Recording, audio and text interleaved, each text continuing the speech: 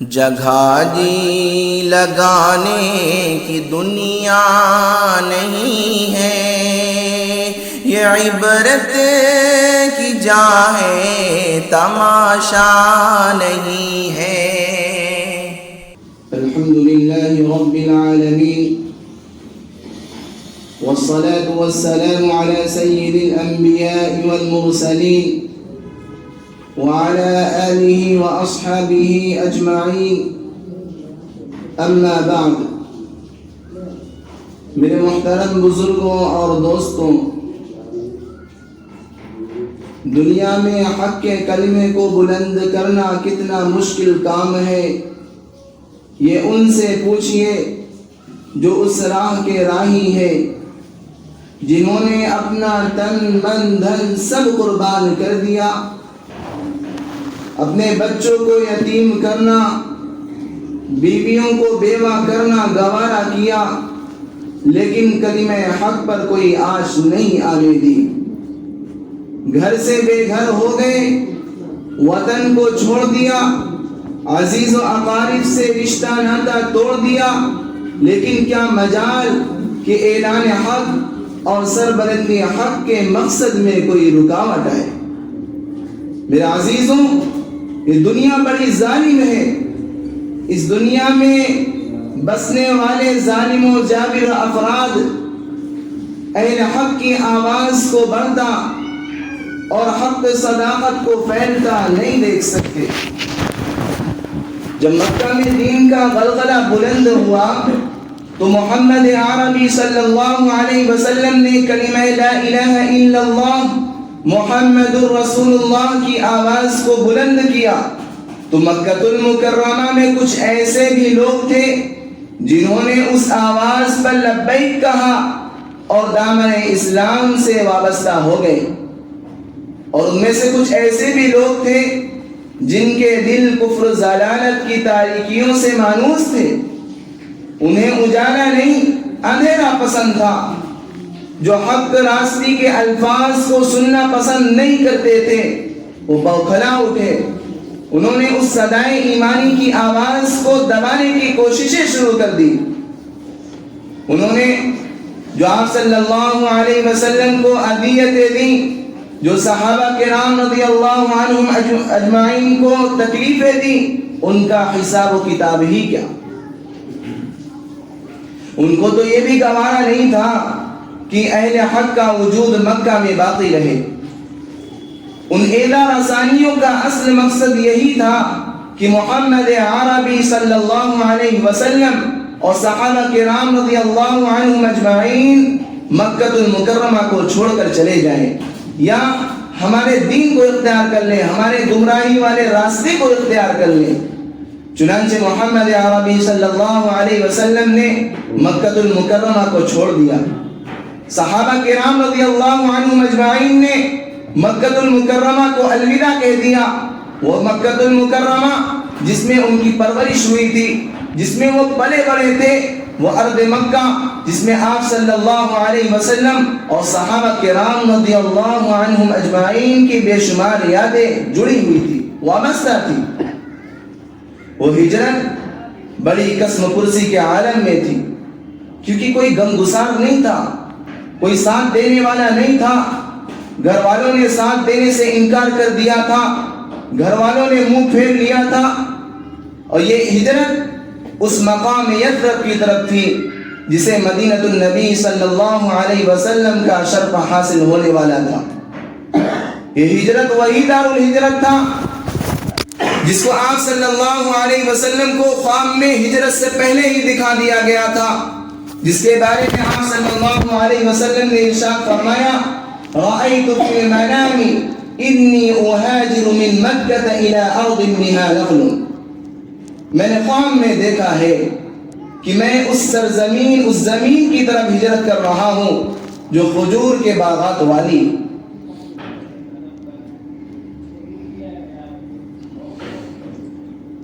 یہ ہجرت اس شہر کی جانب تھی جسے لوگ یثرب کہا کرتے تھے، لیکن آپ صلی اللہ علیہ وسلم نے اس کا نام مدینہ المنورہ رکھ دیا۔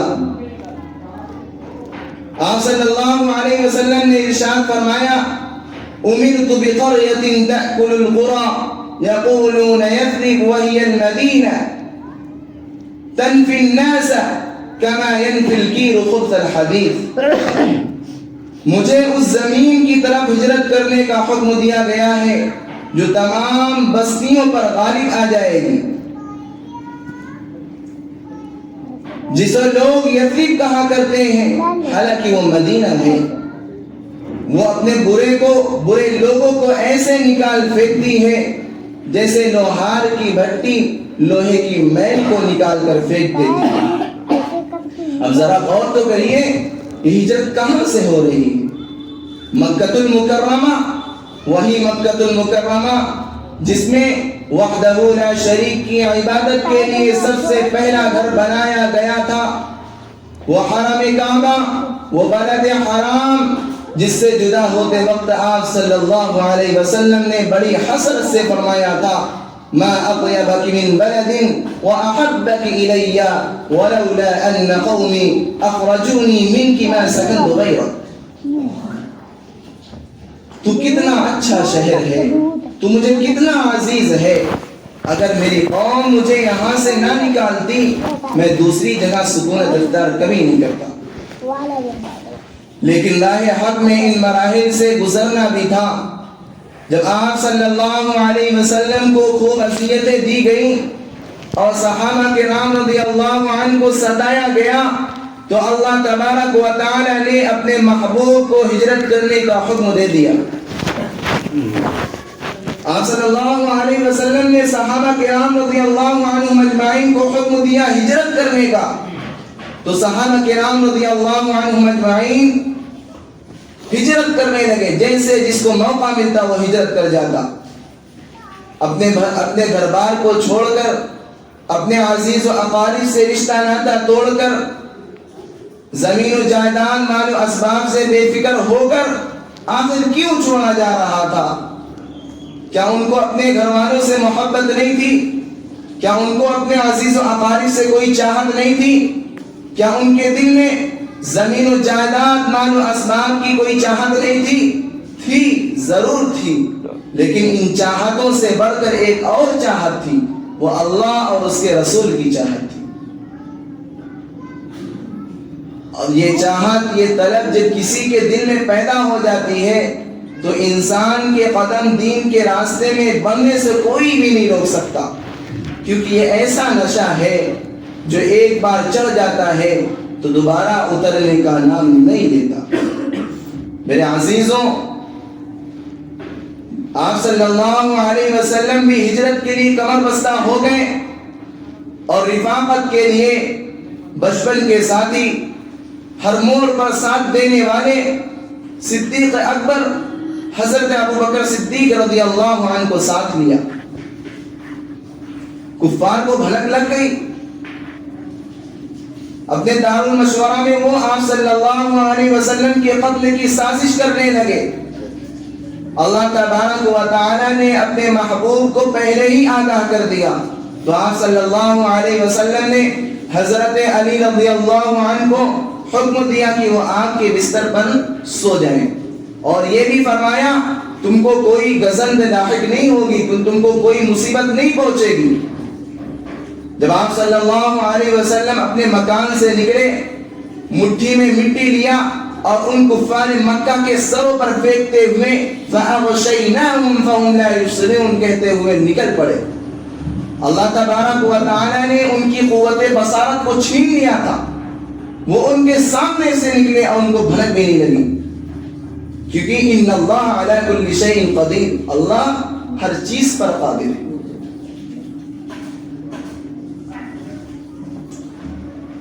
آپ صلی اللہ علیہ وسلم نے حضرت ابوبکر صدیق رضی اللہ عنہ کو ساتھ لیا. دونوں لوگ اونٹ پر سوار ہو چکے اور سفر کی پہلی منزل غار ثور تھا. جب غار ثور تک پہنچے تو حضرت ابوبکر صدیق رضی اللہ عنہ نے غار ثور کو صاف کیا، تو آپ صلی اللہ علیہ وسلم اور حضرت ابوبکر صدیق رضی اللہ عنہ دونوں غار میں داخل ہو گئے. اب یہاں اللہ کی قدرت میں غور تو کیجئے، اچانک مکڑی نے آ کر اس غار کے منہ کو جالے سے بن دیا اور 2 کبوتر آ کر بیٹھ گئے اور وہیں آ کر بیٹھ گئے اور اس جگہ پہ انڈے دے دیے۔ اب کوئی انسان یہ بھی تصور نہیں کر سکتا تھا کہ کوئی بھی انسان اس غار کے اندر روپوش ہوگا، یعنی چھپا ہوا ہوگا۔ جب کفار مکہ صبح کے وقت حضرت علی رضی اللہ عنہ آپ کے بستر سے اٹھے، کفار حیران ہو گئے، ہم تو ان کے مکان کو گھیرے ہوئے ہیں، تو آپ صلی اللہ علیہ وسلم کیسے نکل پڑے؟ تو وہ بہت نادم شرمسار ہو گئے۔ تو کفار مکہ وہ آپ صلی اللہ علیہ وسلم کا پیچھا کرنے لگے اور پیچھا کرتے کرتے اتنا قریب آ چکے تھے، غار طور تک پہنچ چکے تھے، اتنا قریب آ چکے تھے کہ قریب تھا کہ ان کو اپنے قدم کے نیچے دیکھتے تو آپ صلی اللہ علیہ وسلم کو دیکھ لیتے۔ تو اللہ تعالیٰ فرماتا ہے فَأَنزَلَ اللَّهُ سَكِينَتَهُ بِجُنُودٍ لَمْ تَرَوْهَا وَأَيَّدَهُ بِجُنُودٍ لَمْ تَرَوْهَا۔ اللہ تبارک و تعالیٰ نے ان پر سکینت نازل کر دی اور ایسے لشکروں سے مدد کی جو کوئی دیکھ نہیں سکتا تھا۔ جب اتنا قریب آ چکے تھے تو حضرت ابوبکر صدیق رضی اللہ عنہ خوف زدہ ہونے لگے، تو اللہ کے رسول صلی اللہ علیہ وسلم نے ان کو تسلی دی، لا تخف ان اللہ معنا، ڈریے نہیں، اللہ ہمارے ساتھ ہے، ان اللہ معنا، اللہ ہمارے ساتھ ہے، اور جس کے ساتھ اللہ ہوتا ہے اس کا کوئی بال باقا نہیں بگاڑ سکتا۔ تو آپ صلی اللہ علیہ وسلم غار طور میں 3 دن تک قیام کیے، اور 3 دن کے بعد جب آپ صلی اللہ علیہ وسلم اپنے سفر کو پھر آگے بڑھانا شروع کیا تو قریش نے اعلان کر دیا جو شخص محمد کو پکڑ کر لے آئے گا اس کو بطور انعام 100 اونٹنیاں دی جائیں گی۔ تو سراقہ بن مالک بن جوشم وہ اونٹنیوں کی لالچ میں آپ صلی اللہ علیہ وسلم کے تعاقب میں نکل پڑا، اور تعاقب میں نکل پڑا تو سراقہ بن مالک بن جوشم کا گھوڑا ٹھوکر کھا کر گرنے لگا، اور پیچھا کرتے کرتے کرتے کرتے اتنا قریب آ چکا تھا کہ وہ آپ صلی اللہ علیہ وسلم اور حضرت ابوبکر صدیق رضی اللہ عنہ اجمعین نظر آنے لگے۔ تو عین اسی وقت اس کا گھوڑا ٹھوکر کھا کر گر گیا اور اس کے اگلے پاؤں زمین پر دھس گئے۔ تو سراقہ بن مالک بن جوشم سمجھ گیا اس میں اللہ کی مصلحت ہے، یعنی آپ صلی اللہ علیہ وسلم کے ساتھ اللہ کی مدد ہے، وہ سمجھ گیا، وہ اس چیز سے باز آ گیا کسی جس میں اللہ کی مدد ہوتی ہے اس میں کوئی کچھ بگاڑ نہیں سکتا، اس میں جس میں اللہ کی مدد ہوتی ہے تو اس میں کوئی انگلی نہیں کر سکتا۔ مدینہ والوں کو خبر مل چکی تھی آپ صلی اللہ علیہ وسلم نکل پڑے، تو ہر روز فجر کے بعد آپ صلی اللہ علیہ وسلم کا انتظار کیا کرتے تھے، وہ اتنی دیر تک انتظار کیا کرتے تھے کہ جب تک سورج میں شدت نہ آ جاتی تھی۔ ایک دن جس دن آپ صلی اللہ علیہ وسلم مدینہ المنورہ پہنچے تو انصار انتظار کر کے جا چکے تھے، اور ایک یہودی کھڑا تھا، وہ ہر روز انصار کو دیکھا کرتا تھا کہ انصار کسی کا انتظار کر رہے ہیں۔ جس دن آپ صلی اللہ علیہ وسلم مدینہ المنورہ پہنچے تو یہودی نے کہا، پکار اٹھا، اے لوگوں، وہ شخص آ چکے ہیں تمہیں جس کا انتظار تھا۔